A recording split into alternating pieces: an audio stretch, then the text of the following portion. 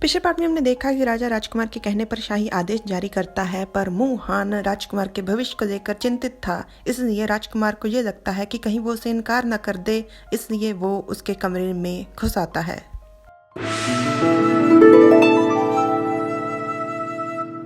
Hello everyone, मैं तुम्हारा हूँ। पार्ट 151। राजकुमार शर्माते हुए मुहान से कहता है, सच बात तो ये है कि इस शाही आदेश के लिए मैंने महाराज से बहुत ज्यादा मिन्नतें की हैं। अभी तो बस बातचीत चल रही थी, मेरे और महाराज के बीच में अभी कुछ तय नहीं हुआ था और आदेश जारी हो गया, इसलिए मुझे तुमसे पूछने का समय ही नहीं मिला।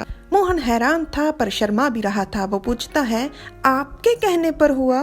राजकुमार मोहन का हाथ पकड़ गंभीरता से कहता है, मैं तुम्हें पसंद करता हूँ। जब तुम 15 साल के थे मैं तब से तुमसे प्यार करता हूँ, पर मुझे पता था कि मेरे कारण तुम्हारा भविष्य बर्बाद हो जाएगा। मुझे बुरा लगता था, इसलिए मैं युद्ध पर चला गया। मुझे वहाँ पर तुम्हारी बहुत याद आती थी। जब मैं वापस आया तो सीधा अपनी माँ के पास गया और उनसे कहा कि मैं मुँह परिवार में शामिल होना चाहता हूँ। मैं एक राजकुमार हूँ ना, और राज परिवार के लोग किसी और के परिवार में शामिल नहीं हो सकते, इसलिए मैंने अपने पिताजी से, जुन किंग तुम मुझसे शादी करोगे ना? राजकुमार मुहान का हाथ अपने सीने से लगा देता है और मुहान अपना हाथ वापस खींच देता है। राजकुमार का चेहरा उतर गया था। वो मुहान को पुकारता है, जुन किंग। तो मुहान उससे कहता है, मुझे सोचने के लिए थोड़ा समय चाहिए, पहले आप यहाँ से जाइए। मोहन राजकुमार को बाहर धकेल दरवाजा बंद कर देता है और राजकुमार बाहर खड़ा दरवाजे को देख रहा था। John king. कुछ दिनों के बाद मुहान जब अपने दफ्तर से निकलता है, कोई उसका पीछा कर रहा था और वो व्यक्ति उसका हाथ पकड़ खींच कर ले आता है एक दीवार के पास और मुहान कहता है, राजकुमार।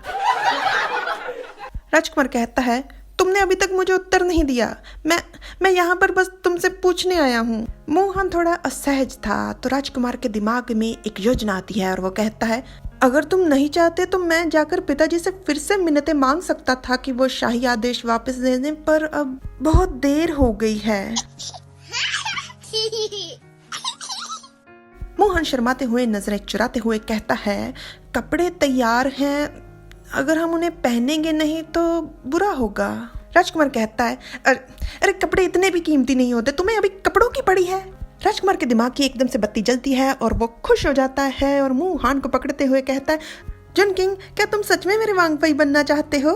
मुहान नकली गुस्सा दिखाते हुए चिल्लाते हुए कहता है, महाराज का आदेश है और मेरे पास कोई कारण नहीं है अपने माता पिता की बात का उल्लंघन करने का, और शादी से पहले इस तरह से मिलना बिल्कुल भी उचित बात नहीं है। वहां गई, आपके लिए अच्छा यही होगा कि आप कुछ दिन मुझे मिलने ना आए। ये कहकर मुहान दौड़ पड़ता है और राजकुमार चिल्लाकर उससे कहता है, जॉन किंग, मैं तुम्हारा बहुत ही अच्छे से प्यार से स्वागत करूंगा जब तुम डोली में बैठकर मेरे दरवाजे पर आओगे। मुहान जाते हुए मुस्कुराते हुए कहता है, बेवकूफ।